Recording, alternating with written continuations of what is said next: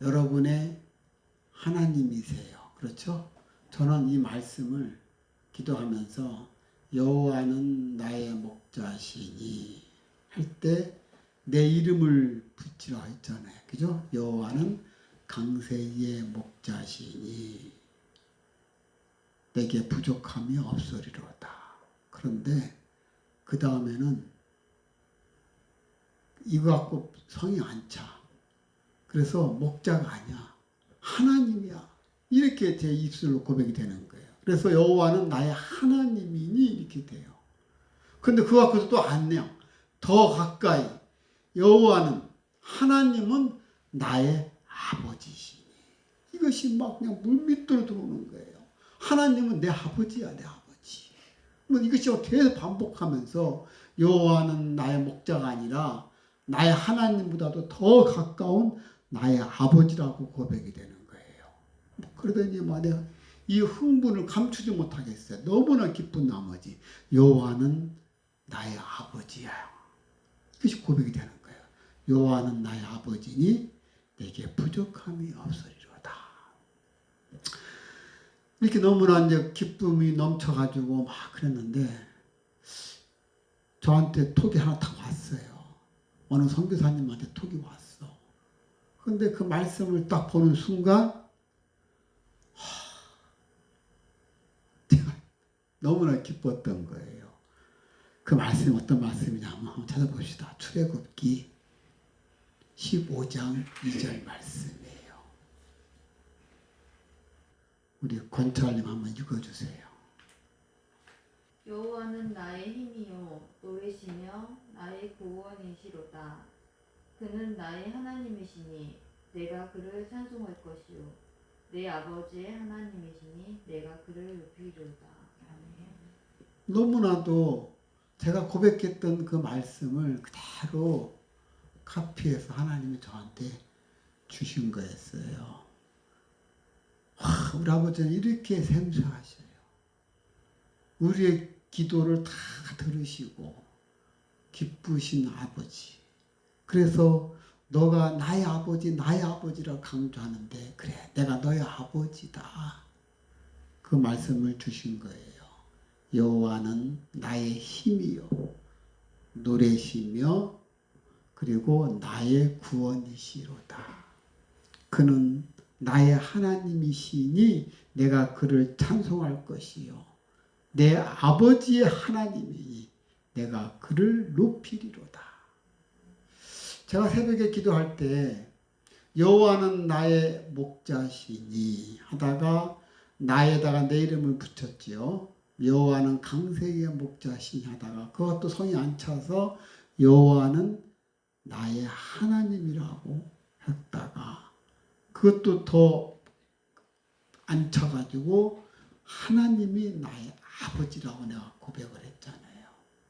그런데 그 순서가 그대로 지금 나와 있잖아요. 여호와는 나의 힘이여 노래시며 나의 구원이시로다. 그는 나의 하나님이시니 내가 그를 찬송할지요 또 내 아버지의 하나님이니 내가 그를 높이리로다. 그렇습니다. 여러분도 여러분이 고백을 할 때 그 나의 하나님, 나의 아버지라고 한번 고백을 해보세요. 더 벅찬 가슴으로 다가올 겁니다. 여호와는 나의 하나님이고 나의 아버지다. 그러니 그 아버지가 자기 자식에게 부족하게 하겠습니까? 채워주지 않겠습니까? 내게 부족함이 없으리로다. 이런 고백이 저절로 될 줄 믿습니다. 자, 이제 오늘 3절하고 4절 두 절만 할 것입니다. 3절을 9절을 잘 보면 저번 2절에도 봐도 나를 푸른 불밭에 누이시고 그렇죠? 그러면서 쉴만한 물가로 인도하시는 도다. 이 구절을 잘 보시고 또 3절 9절을 보면 누이시고 인도하시고 하나님께서 행하시는 네 가지 동사를 좀 썼어요. 2절에서는 나를 눕게 하셨어요. 그죠? 그리고 인도하셨어요. 그리고 3절에서는 어떻게 했습니까? 나를 소생시키시고 또 인도하셨다. 누이시고 인도하시는 도다. 3절에는 소생시키고 인도하시는 도다. 이를 통해서 나의 목자이심을 지금 나타내고 있습니다. 이러한 그 정형미를 통해서 하나님의 목자로서 아주 세심하고 완전 무결하게 나를 돌보신다는 것을 지금 이 본문을 통해서 강조하고 있습니다. 근데 여러분, 이 히브리어 원문을 보면은 사실 히브리어에는 문장에서 동사가 맨 앞에 나옵니다. 그리고 주어 목적어가 뒤로 나오거든요. 그런데 오늘 본문을 가만히 보세요. 오늘 본문을 보면은 이런 일반적인 원칙이 깨집니다. 본문에서 물론 주어로 생략되었지만 목적어가 동사 앞에 나왔어요. 내 영혼을, 그렇죠? 내 영혼을 소생시키시고 목적어가 먼저 앞에 나왔다는 거예요. 이것은 이 목적어, 다시 말해 내 영혼, 나프시, my soul 이런 내 영혼을 강조하기 위해서 동사보다 앞으로 꺼낸 겁니다. 특히 이 문장에서는 소생시키시고에 우리가 주목을 해야 됩니다. 소생시키시고 에쇼베브 리스토어드라는 뜻인데 이것은 돌이키다, 회복시키다, 원래 상태로 되돌리다 라는 그런 뜻을 갖고 있어요. 자, 이 구절을 볼 때 많은 사람들이 다윗의 과거의 그 경험으로 읽습니다.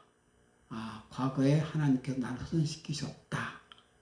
그래서 나를 의의 길로 인도하셨다. 이렇게 좀 생각을 하는데, 그런데 히브리어 원어의 그 시제를 보면 이것은 과거가 아니에요.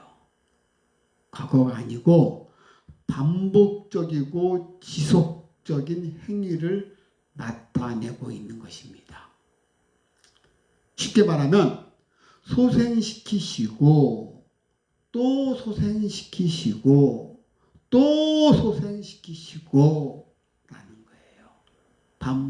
반복합니다. 한번 살려놓고 끝내는 것이 아니라 매번 쓰러질 때마다 일으켜 주신다는 것입니다. 이것이 왜 중요합니까? 우리가 살아가는 삶 속에서 좌절하는 순간들이 여러분 다 있었을 것입니다. 나는 왜 또 무너졌을까? 나는 왜 또 좌절했을까? 나는 왜 또 이 바닥에 그 자리에 있을까? 매번 여러분들이 쓰러졌던 그런 과거를 경험했을 것입니다. 근데 하나님께서 나를 소생시켜 주신다 하면서도 왜 나는 또 바닥에 있지? 그런데 이 구절이 말하는 것은 바로 이것입니다. 소생시키시고 또 소생시키시고인 것입니다. 하나님은 또 무너진 우리를 보시고 놀라지 않으십니다. 또 소생시키실 준비가 되어 있는 것입니다. 우리의 또가 하나님께서는 이미 예정된 은혜의 순간이라는 것입니다. 또 소생시키시고 또 소생시키시고라는 것입니다. 여러분, 어린아이가 걸음마를 배울 때를 한번 생각해 봅시다. 한 발짝 떼고 넘어지고 또 한 발짝 떼고 또 넘어지고 어린아이가 그렇게 하지 않습니까? 그렇죠? 한 발짝 떼고 넘어질 때마다 엄마가 와서 일으켜 세웁니다. 또 넘어지면 엄마가 또 일으켜 세워줍니다. 10번을 넘어져도 엄마는 그 아이에게 왜 너는 자꾸 넘어지냐? 이렇게 나무를 합니까? 그렇게 안 하잖아요. 그죠? 오히려 넘어질 때마다 엄마는 더 가까이 옵니다. 그렇죠? 그렇습니다. 하나님의 소생시키심이 바로 이것입니다. 여러분이 10번을 넘어져도 하나님은 11번째 손을 내미신다는 겁니다. 20번을 넘어져도 하나님은 21번째 일으켜 세워주시려고 손을 내민다는 것입니다.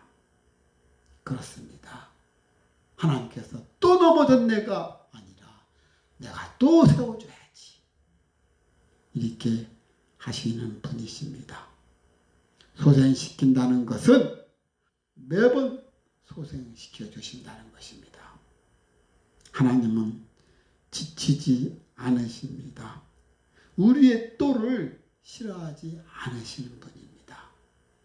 그렇기 때문에 하나님은 우리가 넘어져도 또 와서 우리를 소생시켜 주시고, 넘어져도 또 소생시켜 주시고, 여기에 소생시켜 주신다는 것은 또 반복적으로 우리를 소생시켜 주신다는 것입니다. 어떤 우울증 환자가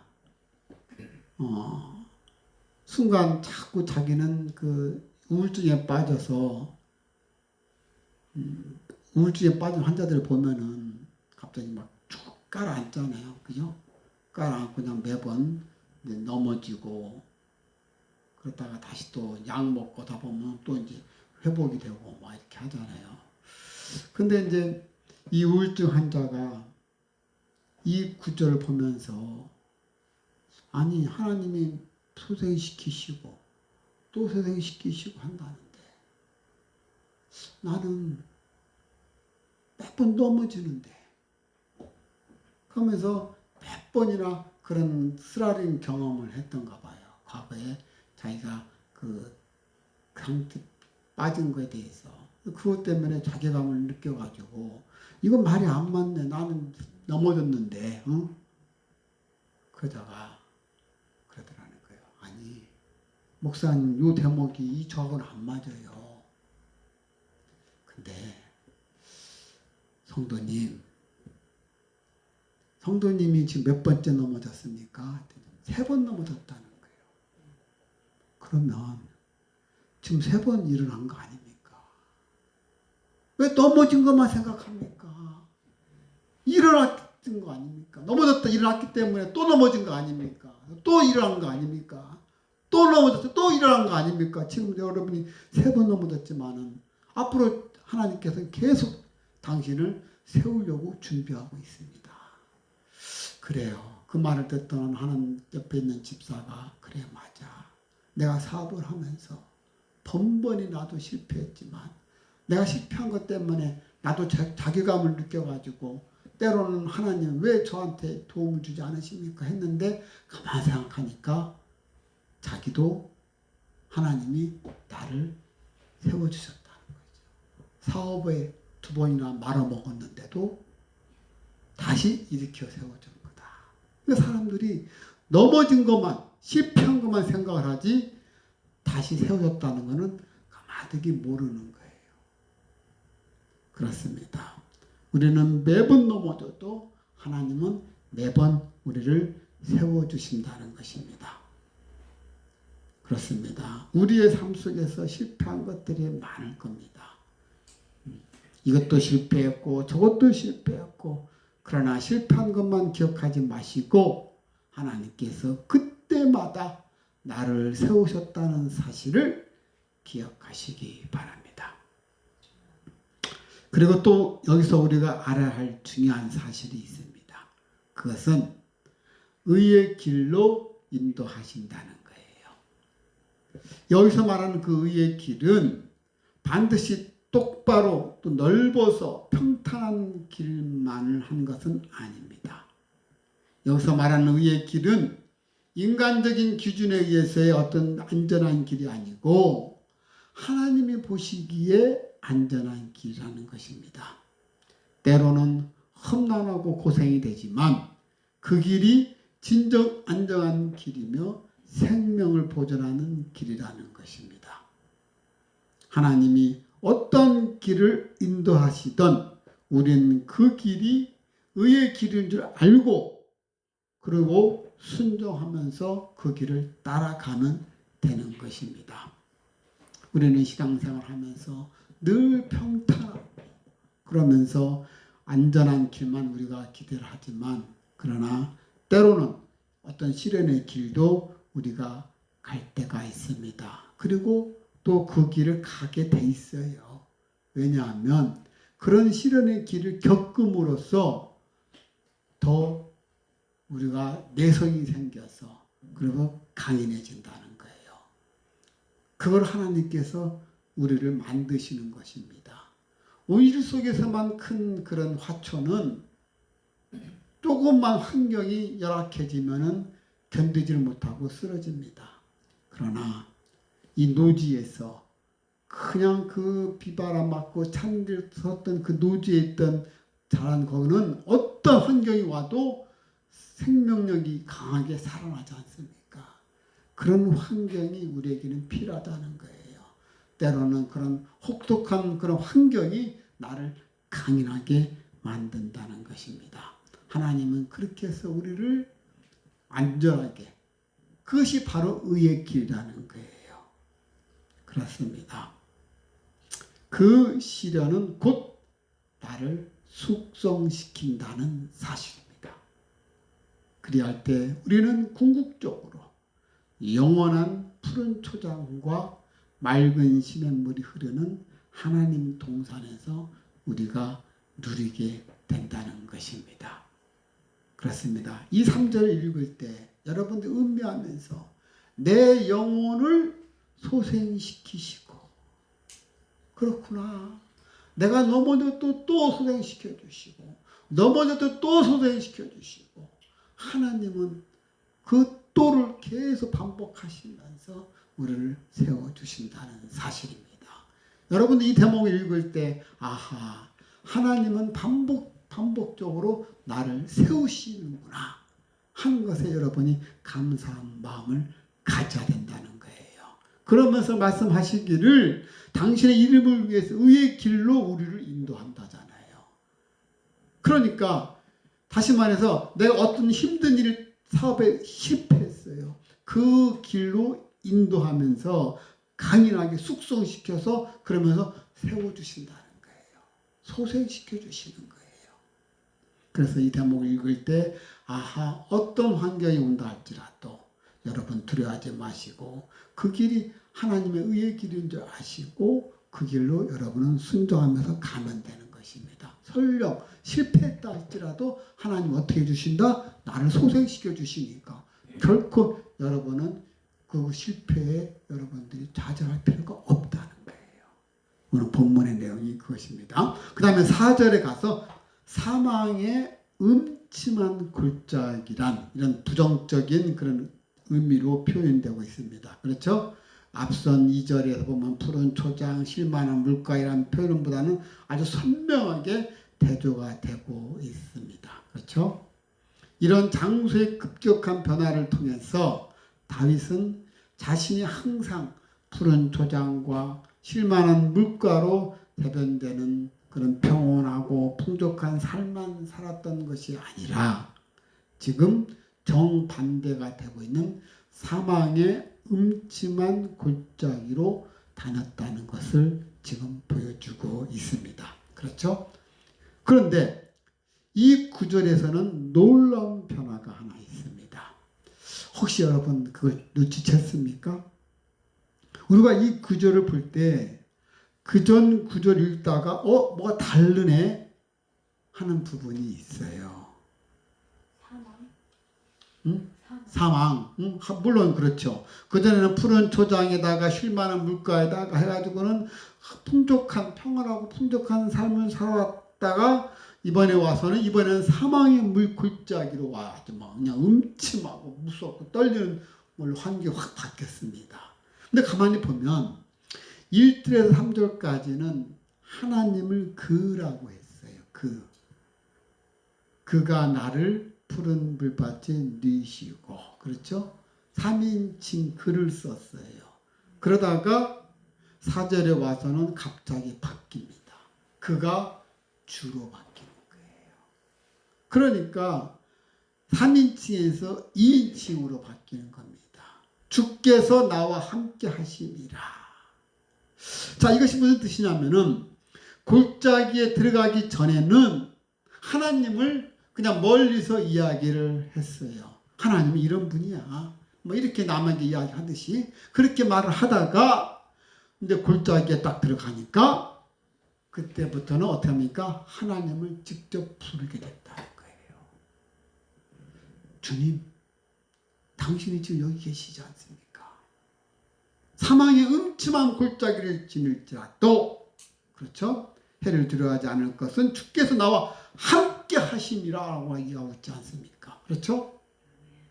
그렇습니다. 3절까지는 그라는 3인칭으로서 그라는 그에 대한 하나님에 대한 그에 대한 이야기를 하다가 4절에 와서는 갑자기 이제는 대면하는, 그렇죠? 하나님께 직접 그를 주로 바꾸면서 그러면서 주께서 지금 여기 계시지 않습니까? 라고 지금 고백하고 있는 거예요. 자, 이것은 다시 말해서 그 골짜기가 하나님과의 거리를 좁힌 겁니다. 이것은 정말로 놀라운 역설입니다. 다시 말해서 가장 그 어두운 순간이 내가 하나님과 가장 가까워지는 순간이 된 것입니다. 그렇죠? 여러분은 지금 사망의 음침한 골짜기를 걷고 계십니까? 혹시 병원에 복도에 환자가 아픈 사람이 있어가지고 복도를 왔다 갔다 하면서 그런 길을 걷는 환자들이 얼마나 있겠습니까? 그렇죠? 또는 실패해서 사업에 실패해가지고 힘든 상황을 거치면서 여기저기 다니면서 뭐 은행 찾아가고 하는 그런 사람도 있을 것이고 어떤 문제 여러 가지 사건 그런 사망의 골짜기는 아닐지라도 사망의 골짜기에 그림자 같은 골짜기를 지날지라도 그런 환경에 혹시 계시다면 그 골짜기가 여러분을 하나님으로부터 멀어지게 하는 게 아니라 오히려 하나님을 가깝게 하는, 오히려 주님이라고 직접 부르게 만드는 자리라는 거예요. 그렇습니다. 여러분 절대로 절망하실 필요가 없습니다. 어떤 실패나 좌절이 왔을 때 그때 주님이 가까이 왔다는 거예요. 그때 여러분은 주님이라고 부르십시오. 지금 옆에 계시지 않습니까? 지금 4절에 보니까 지금 다윗이 그렇게 고백하고 있잖아요. 내가 사망의 음침한 골짜기를 다닐지라도 자기는 두려워하지 않는 그 이유가 뭐냐? 주께서 나와 함께 하심이라. 내가 이런 골짜기 다닐지라도 주께서 나와 함께 하시기 때문에 나는 두려워하지 않는다잖아요. 어떤 나에게 해가 와도 나는 두려워하지 않는다는 거예요. 왜? 하나님이 나와 함께 하시니까. 다윗의 고백이 얼마나 멋있습니까? 그렇죠? 다윗이 삶 속에서 그렇게 많은 어려움을 겪었지만 그러나 봤더니 자기 그동안에는 계속 그 하나님을 그라 불렀다가 막상 어려움을 닥치니까 바로 당신 주 지금 옆에 계시지 않습니까? 그 어려움이 그 골짜기가 그 실패가 나로 하여금 하나님과 가까이 있게 만든 것이라는 겁니다. 그렇죠? 그렇습니다. 어떤 그 권사님이 장례식을 치르고 자기 그 남편 되시는 그 집사가 결국 이제 병투쟁하다가 돌아가셨어요. 그래가지고 장례식을 다 치르고 이제 그 부부가 그렇게 사이가 좋았던 부부였었어요. 근데 이제 병 고생하다가 이제 돌아가셨는데 처음에는 그 남편이 살게 해달라고 막 그렇게 했는데 이게 불치병 당신마저 떠나가 버리니까 그 너무나 마음이 허무하고 그러면서 그냥 숨만 쉬고 옆에만 있었어도 좋았을 텐데 하는 그런 아쉬움이 있다가 이제 장례식을 다 마치고 이제 집에 들어옵니다. 이제 쓸쓸한 빈집에 딱 들어오는데 딱 들어오니까 첫 번째 딱 눈에 띄는 게 자기 남편의 신발이라는 거예요. 구두가 딱 보이더래요. 근데 자기 남편은 없죠. 그 안방에 딱 들어오니까 그 탁자 위에 리모컨이 있는 것이 그대로 있고, 그리고 식탁에 들어오면 그 남편이 먹었던 그 약이 있었고, 곳곳이 어디를 봐도 다 남편의 흔적밖에 없으니까. 근데 실상 남편은 이미 화장해서 다 떠나버렸고, 그러니까 그 외로움과 두려움이 엄습해 오는데 어떻게 하질 못하겠더래요.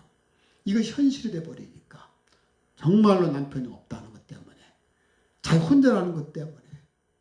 그래가지고 건들 수가 없어가지고 성경책을 피기 시작한 거예요.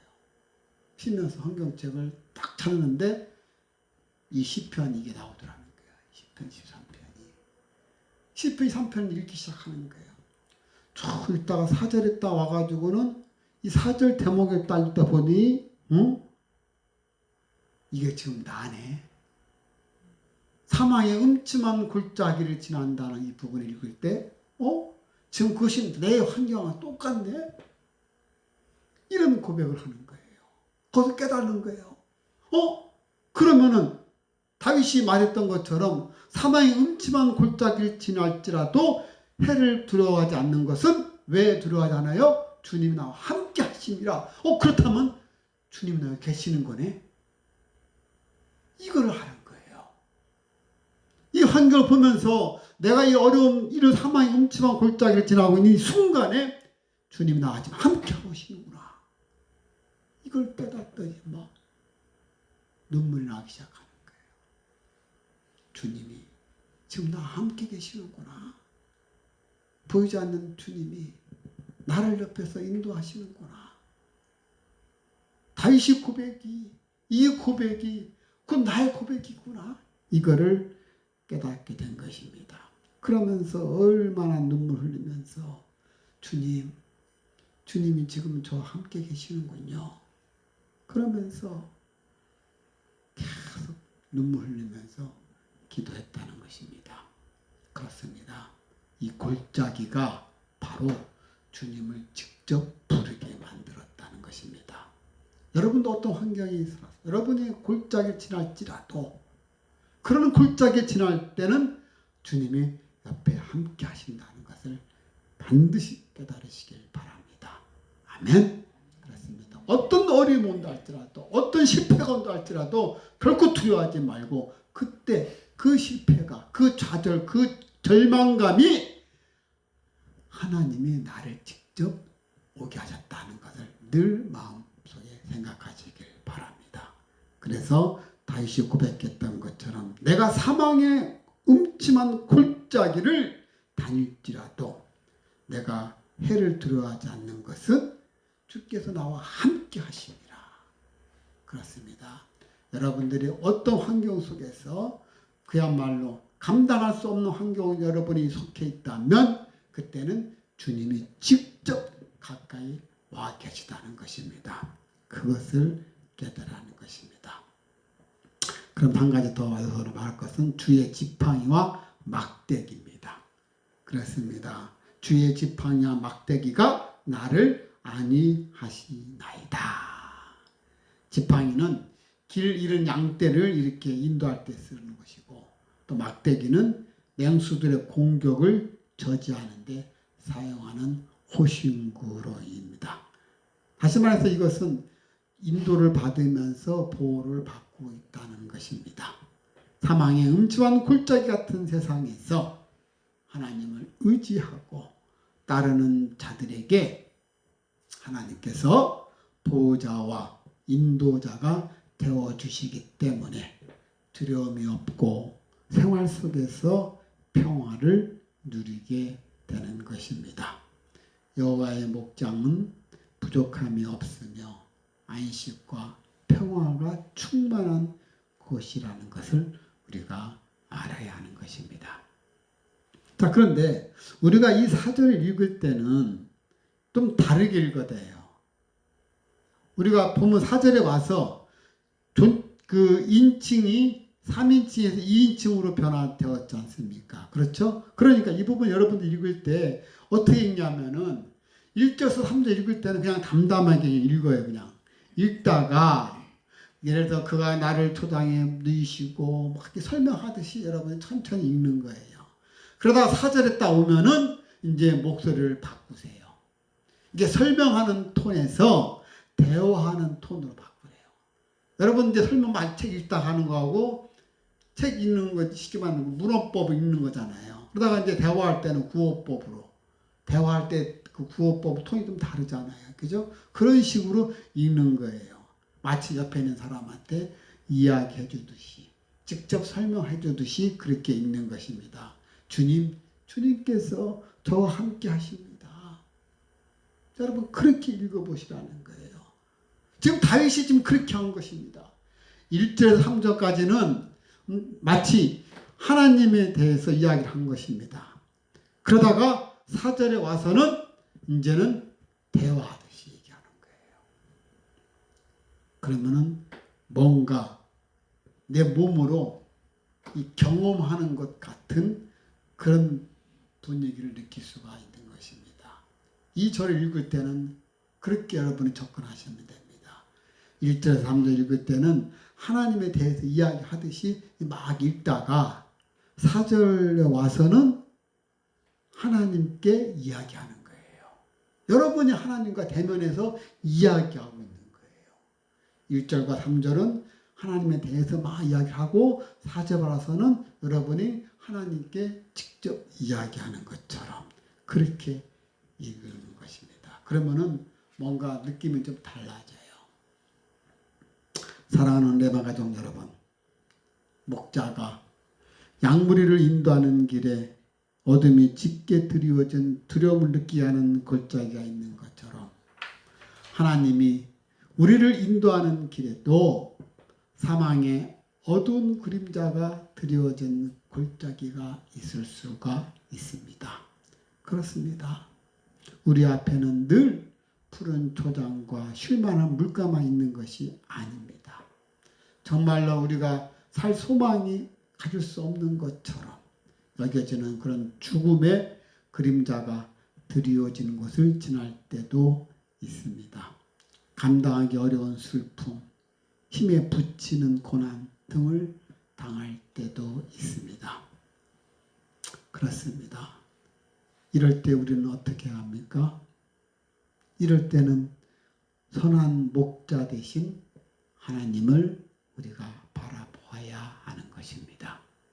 제가 늘 말씀드리지 않습니까? 하나님을 바라보다, 주를 바라보다 할 때 그냥 바라보는 게 아니라고 했죠. 어떻게 해야 된다? 나의 시선을 고정시키는 거예요. Fix your eyes on, fix your eyes on Jesus. 너의 눈을 주님께 고정시키는 겁니다. 이것이 바로 바라보다라는 겁니다. 주만 바라보다, 주만 쳐다보다는 게 아니라 내 시선을 온전히 주님께만 고정시키라는 것입니다. 미국의 뉴욕에서 어떤 그 건설 현장에서 크게 난리가 났습니다. 갑자기 고층 빌딩을 짓는데 막 아우성 치는 소리가 나는 거예요. 왜 그런가 봤더니 저 높은 위에 문제가 생겼어요. 또 가만히 보니까 자기 아들이에요. 아들이 그 위에서 지금 문제가 생긴 거예요. 이 아버지가 직감을 하고 막 타고 올라갔어요. 갔더니 이 아들이 그 물건을 나누는 과정에서 그만 중간에서 못 움직이는 거예요. 오라 해도 못 오고 발을 떨고 있어요. 쳐다보니까 막 까마득 하고. 그러니까 아버지가 올라가서 아야 부르면서 너 나만 봐, 와 이리 와. 쳐다보지 말고 나만 쳐다보고 와. 그렇게 해서 그 아이가 무사히 거기서 구해졌다는 그런 말이 있습니다. 그런 것처럼 여러분 어떤 어려운 환경이 있을 때 그 어려운 환경을 쳐다보지 말고 주님만 바라보라는 거예요. 그렇죠? 나만 바라보라는 그 뜻이 단수 쳐다보는 게 아니라 나의 모든 시선과 생각을 주님께 고정시키는 겁니다. Fix your eyes on Jesus입니다. 그렇습니다. 우리 함께 하시는 그 하나님을 신뢰해야 합니다. 그리할 때 우리는 두려운 사망의 그림자도 극복할 수가 있습니다. 근데 본문에 가만히 보니까 이 사망의 음침한 골짜기라고 되어 있는데 이 원문을 보게 되면 죽음의 그늘의 골짜기라고 되어 있어요. 그렇죠? The valley of shadows of death. 죽음의 그림의 골짜기. 사망의 골짜기 아니라 사망의 그림자만 드리워진 골짜기라는 거예요. 이것은 다시 말해서 우리를 두렵게 하고 고통을 주기도 하지만 정작 그것이 우리를 해하지는 못한다는 사실입니다. 지금 그림자가 두려워진 거예요. 그죠? 그 실체가 두려워진 게 아닙니다. 그림자는 실체가 아닙니다. 칼의 그림자예요. 칼의 그림자. 칼의 그림자. 그림자 보고 이 칼이네. 그림자를 보고 이 사자네. 그러나 그 그림자는 나를 해하지를 못한다는 것입니다. 그런데 우리는 그림자만 봐도 지금 우리는 지금 떨고 있지 않습니까? 그렇습니다. 이런 사망의 그림자도 우리를 죽음에 이르게 하지 못한다는 것입니다. 이와 같이 인생의 극심한 위험 중에서도 늘 자신과 함께 하시는 그 하나님으로 인해서 두려워하지 않는다는 것이 바로 다윗의 신앙 고백인 것입니다. 그 남아프리카 공화국에서 머더웰이라는 그 선교 단체가 있습니다. 그 머더웰에서 선교하고 있는 그 미국인 이 설리번, 조시 설리번이라는 선교사님이 있었습니다. 이 조시 설리번이라는 이 선교사님이 이제 원주민에 들어가서 그들과 함께 선교 예배를 하고 있었습니다. 그런데 갑자기 무장 괴한들이 들어와가지고 이 설리번 선교사님을 체포해서 끌고 갔어요. 그래가지고는 눈에다가 그 복면을 씌우고 끌고 가가지고는 그리고는 돈을 요구합니다. 3억이라는 돈을 요구를 했어요. 이 돈을 주지 않으면 너희 가족들 다 죽여버리겠다.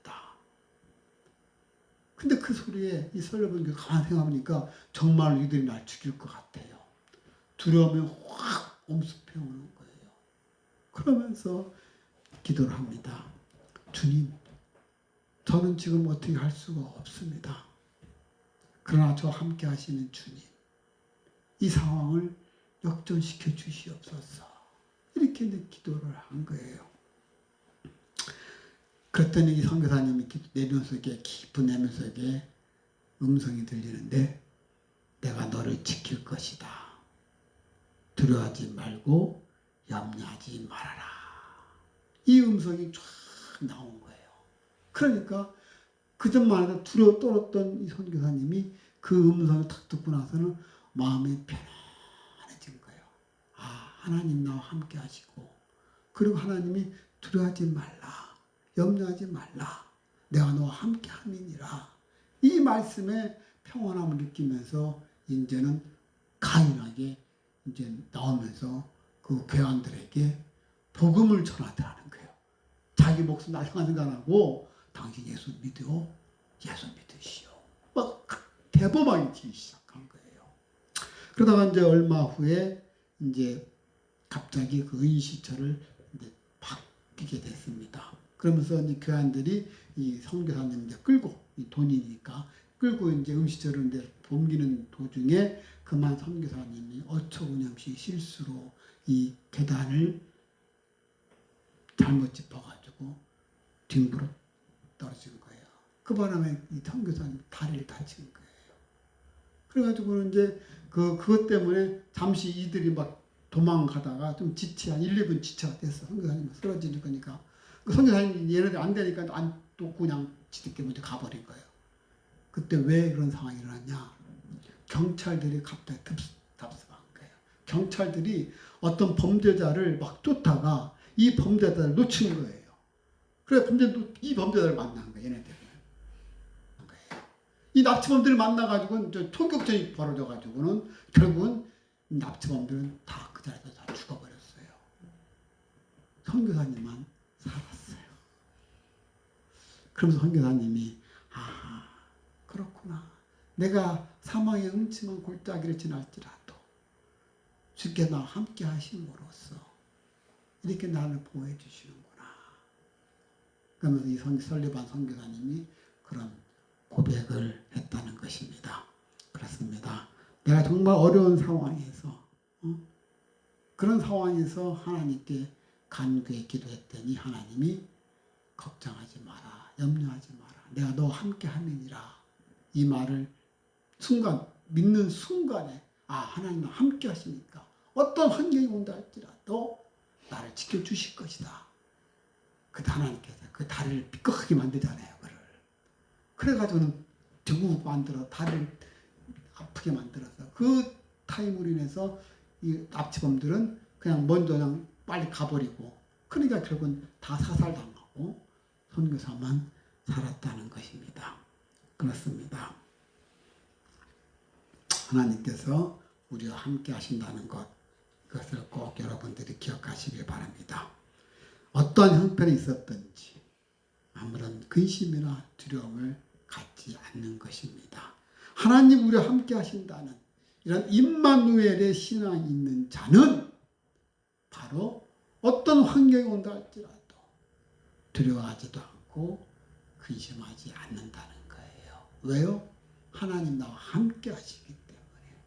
임마누엘 하나님. 그렇습니다. 지금 다윗도 일생 동안 그의 목숨을 위험한 대적들이 많이 있었는데도 하나님께서 다윗과 함께 하심으로써 그 모든 대적들을 다 물리쳐 주셨지 않습니까? 그렇죠? 그래서 그 승리하게 된 사실을 기쁨의 잔치에 비유해서 표현한 것입니다. 이러한 하나님의 은총은 내가 어디를 가든 내가 너와 함께 있어 내 모든 대적을 내 앞에서 멸하였은 즉 세상에서 존귀한 자의 이름같이 내 이름을 존귀케 만들어 주리라. 사무엘하 7장 9절 말씀입니다. 그렇습니다. 다윗 언약의 내용도 바로 이와 밀접한 그런 연관이 있습니다. 이와 같이 하나님의 인도를 받던 모든 성도들은 비록 사망의 음침한 골짜기를 걷기는 하지만 그러나 안전하게 보존되어서 영원한 하나님의 나라로 이르게 된다는 것입니다. 그래서 사도 바울은 이렇게 고백하고 있지 않습니까? 로마서 8장 35절에서 9절에 보면 누가 우리를 그리스도의 사랑에서 끊으리요? 환난이나 곤고나 핍박이나 기근이나 적신이나 위협이나 칼이랴. 우리 주 그리스도 예수 안에 있는 하나님의 사랑에서 끊을 수 없으리라. 여러분 어떤 환경이 있어서도 하나님의 여러분 사랑하심을 끊을 수가 없다는 거예요. 그렇습니다. 하나님이 여러분과 함께 하신다는 것입니다. 믿습니까? 여러분들이 아무리 실패하고 아무리 쓰러져도 하나님은 소생시키시고 또 소생시키신다는 사실. 그리고 여러분의 사망의 음침한 골짜기를 지날 때 그때 주님이 직접 나와 함께 하신다는 사실. 이게 얼마나 감동적인 것입니까? 그렇죠? 지금 다윗이 이렇게 고백을 했습니다. 이러한 다윗의 고백이 바로 우리들의 고백이 되어야 되지 않겠습니까? 그렇죠? 그렇습니다. 여러분도 이러한 확신을 가짐으로써 어떠한 상황 속에서도 담대할 수 있기를 바랍니다. 아멘. 그런 저와 여러분 되시기를 주님의 이름으로 축원합니다. 자, 기도하시겠습니다. 사랑의 하나님 아버지 감사합니다. 또 무너진 저의 모습을 보고 실망하지 않으시는 주님, 오늘도 제 영혼을 소생시켜 주시고 나의 주님, 어제도 소생시켜 주셨고 오늘도 소생시켜 주신 주님, 내일도 소생시켜 주실 줄 믿습니다. 무너진 저의 모습을 보고 실망하지 않으시는 주님 감사합니다. 또한 사망의 음침한 골짜기 한가운데서 주님을 직접 부를 수 있음에 감사드립니다. 어둠이 깊어질수록 주님은 더 가까이 오셔서 저와 함께 걸으셨습니다.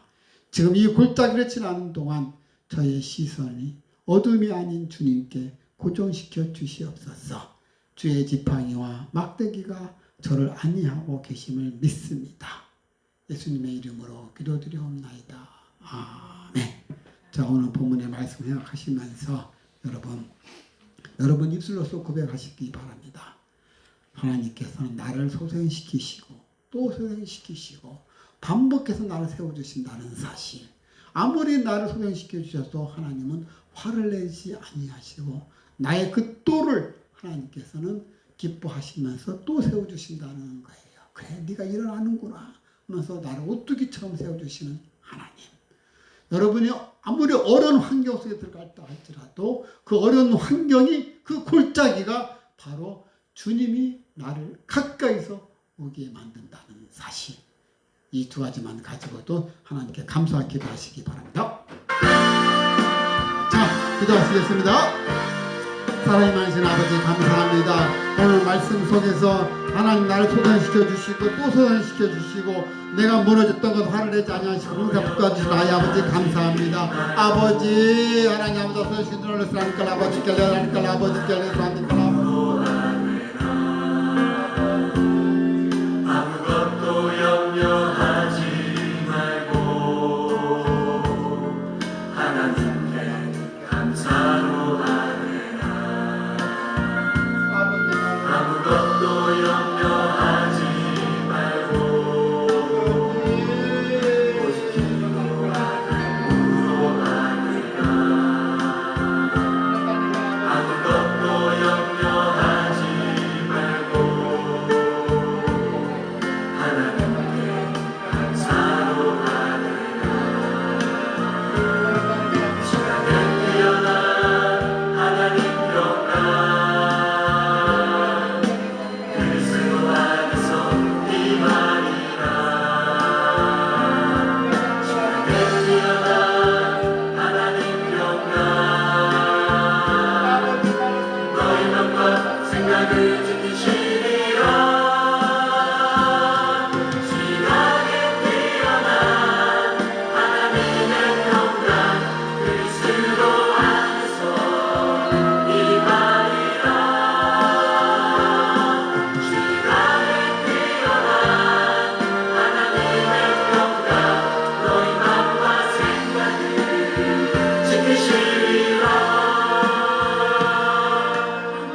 또 염려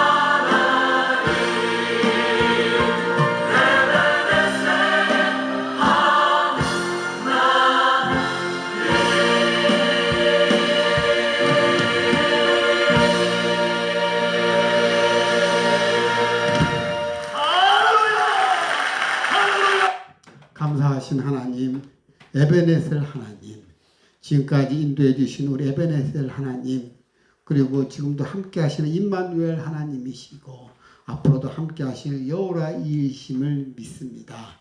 하나님, 늘 우리와 함께 해주시는 우리 아버지, 우리가 넘어져도 우리를 소생시켜 주시는 하나님, 어제도 소생시켜 주셨고 오늘도 소생시켜 주신 하나님, 내일도 소생시키실 줄 믿습니다. 그런 하나님, 저 함께 해주신 하나님 감사드립니다. 예수님의 이름으로 기도합니다. 아멘.